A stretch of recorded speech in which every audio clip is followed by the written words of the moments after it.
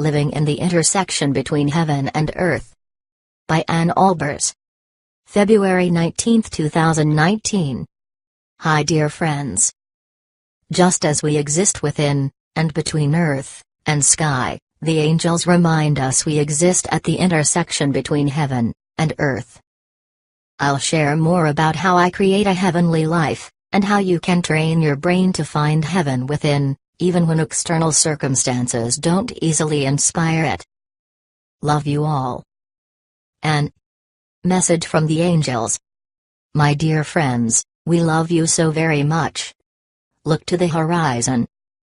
There you will see a line where Earth meets the sky. Imagine you walk towards it, hoping to touch the sky, and yet no matter how far or fast you travel you can never reach it, for it is always moving farther out in front of you. Then one day you realize the obvious, that no matter where you are, you already stand at the intersection between earth and sky. Likewise, enlightenment can feel like a distant horizon. You learn about the true nature of reality. You begin to talk to your guides. You may even have mystical experiences, and yet you fall back easily into very human challenges.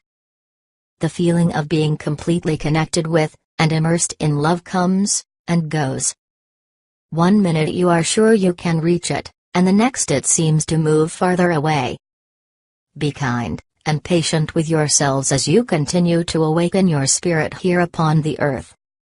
You are not moving forward and backwards in your spiritual progress. You are simply developing the muscle of your focus to remain more steadfast in the vibrations of love and joy.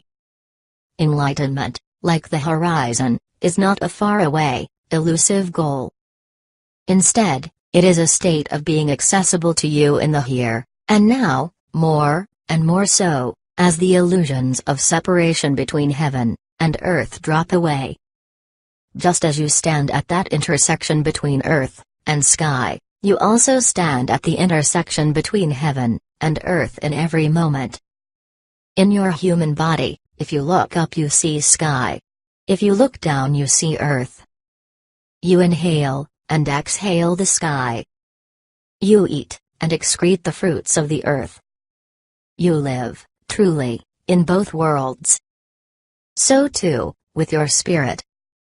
When you look up by noticing the gifts of love in the moment, around you, from others, and within you, it is then that you feel heaven. When you look down by noticing what is wrong, out of order, or negative, then you feel very earthbound.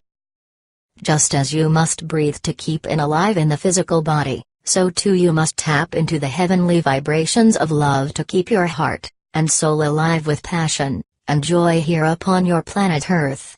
If you were to eat, but not breathe, you would not last long. Likewise, if you were to focus only on earthly matters, but not take the time to connect with the energies of love and joy in some fashion, your spirit would soon feel numb as well. If you were to breathe without eating, you might live for some time, but eventually you would become weak and ill-equipped to handle your earthly life. Likewise, if you focus only upon spirit, you would need someone else to attend to your earthly matters. The ideal life occurs when you eat, breathe, fill your life with inspiration, and from that vantage point attend to your earthly activities. No matter how much you have to do, you can take a few moments throughout your day to nurture your soul. Simply stop wherever you are. Breathe deeply. Look for the smallest evidence of the Creator's love in your life. Give thanks for the smallest blessings. Take a few moments to shut your eyes, and sit, breathe, receive. For love, dear ones, is like oxygen for the soul. You need these moments of focusing upon it, and therefore feeling it. It is there as an energy, waiting for you to receive it, as surely as oxygen exists in your atmosphere waiting for you to breathe. Thus, your moments of downtime are really your time to look up, or more accurately, look in. They are never wasted. Enjoy your earthly matters, while you exist in these bodies, but don't forget to spiritually breathe, by focusing on anything that inspires the feelings of love and joy. You live and exist at the intersections between earth and sky. So too you live at the intersection between heaven and earth. Heaven upon this earth is attainable simply by training your focus to look up and breathe in the love that is there at all times. God bless you. We love you so very much. The Angels. Message from Anne. Hi everyone. I seek to create heaven on earth, both in my inner and outer life. I feel heaven easily when I'm in a beautiful place, listening to inspiring music, in nature, eating delicious food, spending time with friends or family, looking into the eyes of one of God's creatures, being creative, and the list goes on. It is, of course, more challenging to feel heaven when I have to generate the feeling solely from within, but it is totally doable, and well worth the effort. While there are many belief systems that say one must forego earthly pleasures to access the treasures of the soul and the bliss of heaven, I disagree. I believe we can use the feeling of earthly pleasures to help us learn to reliably tune into the blissful, loving feelings from within. My human joys uplift my spirit, but they also help me train my mind to more easily recognize and attune to energies of love, joy, expansion, and connection, so I can call these up from within when life itself doesn't offer them easily. For example, I love beautiful surroundings, but I've stayed at some pretty unbeautiful hotels in the past. In one, I was on the treadmill in the hotel's old, dull gray gym, working hard to exercise my body, and even harder to exercise my mind. In this unpleasant environment, I challenged myself to find a feeling of expansion. Suddenly I noticed a patch of bright blue in an otherwise dull print on the wall, and was instantly transported as it reminded me of the expansive Arizona sky. Now, knowing that feeling of expansion by heart, I can find it inside, even in the ugliest places. Same goes for love.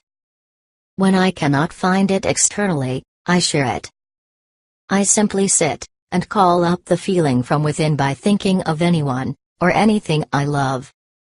I imagine myself wildly in love with life, and life loving me right back. Pretty soon those feelings you get when you first fall in love come up from inside, and I'm filled to the brim, and spilling over. We can create our own chemical brain cocktails simply by memory, and suddenly we shift our energy field as well to feel that heavenly love we live and breathe within. I call up feelings of connection when I focus on anything or anyone with appreciation, and simply begin to notice all their good points, be it a tree or a human being. Suddenly I feel as if I'm in communion with it or them. At first it takes work to train the mind to find the heavenly feelings within. I've had some pretty dark times in my life. I've been dumped, betrayed, lied to, criticized, had my character defamed, been deathly ill, etc. In those times it took willpower to shift my mind from the earthbound reality, as the angels call it, to something more heavenly. It took shifting my thoughts little by little, by degrees, slowly, but surely, to something, anything, more loving. With practice, this became easier and easier. I felt I'd finally achieved a degree of control over my mind last year when I found individuals I cared about were speaking ill of me behind my back, and all I could feel was compassion for the pain that drove their unpleasant behaviors. Heaven really is accessible from within. It is found in the moment we discover a way to feel loved, or loving, connected, joyful, or at least grateful. It is found in the smallest memory of something good, and in the deepest moments of appreciation. It is found when we grant ourselves external circumstances that delight us, and when we can call up thoughts inside that can create this joy, and love as well. Heaven, as the angels say, isn't so much a place as a state of being. We only enjoy it more intensely when we die, only, because our mental blocks to seeing, and receiving love drop away as we return home, and we find ourselves in our most natural state of being, and living in love. Here are a few pointers to help you feel a more heavenly life, right here, and now. 1. Grant yourself external experiences that make you feel heavenly. It is natural to want to surround yourself with things, people, and situations that easily inspire you to feel good. Go for it. Get food that delight your senses. Surround yourself with comfortable textures and colors. This doesn't have to cost a lot. When I worked as an engineer, a few happy photos on my desk transported me into bliss in an otherwise dull cubicle. Think of these external things as training wheels. They help you find that feeling of love and joy that feels heavenly.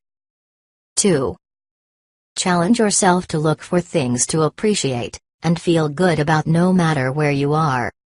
The next step is to challenge yourself to find things to love and appreciate even when it isn't easy. Sitting in an ice-cold conference room in dull engineering meetings, I challenged myself to focus on people's good points, or on anything beautiful.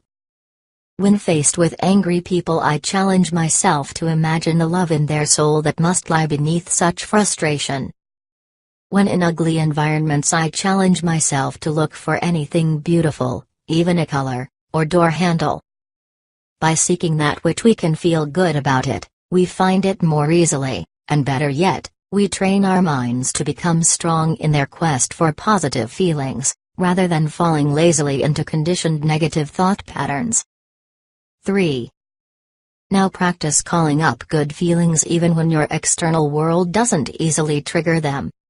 Next time you have a big bill, are dealing with an unpleasant person, are upset, or worried, see if you can find heavenly feelings within. This is not easy. You first have to interrupt yourself, or distract yourself from the negative feelings. Use your training wheels first. Look at something beautiful. Listen to some beautiful music. Eat something nourishing. Now sit quietly, preferably alone. Recall something, or someone that made you feel loved, secure, happy. Whatever heavenly feeling you are in need of. If you can't find a memory, imagine something that makes you feel that way. Really keep working with your mind to create thoughts that give you the heavenly feeling you want inside of yourself. Your mind is yours. Train it, and you'll reclaim it. If you are angry, remember a time you were in love, a time you felt peace, or imagine being at peace with the person who upset you. Imagine their hurting soul, and imagine having compassion. If you can't do that, think thoughts of compassion for yourself.